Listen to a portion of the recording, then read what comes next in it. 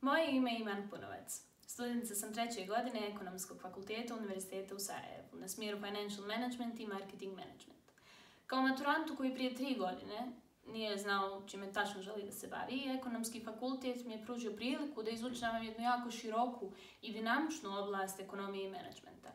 Zahvaljujući svim predavanjima, profesorima koji su eksperti u toj oblasti, gostujućim predavačima, suradnjom sa bosansko-hercegovačkim kompanijama, kao i svim vannastavnim aktivnostima koje fakultet organizuje, kao što su seminari, takmičenja, forumi i sama ceo konferencija, kao i svim ostalim aktivnostima, bila sam u stanju da pronađem strast za koju nisam ni znala da je posjedujem, a to je strast prema marketingu i prema menadžmentu.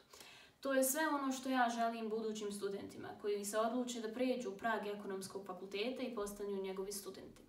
Studij na engleskom jeziku, učenje poslovnog engleskog jezika, kao i zahvaljujući akreditaciji koju ovaj studij posjeduje, izučavanje jako zanimljive oblasti biznisa uz Ekonomski fakultet postaje još zanimljivije.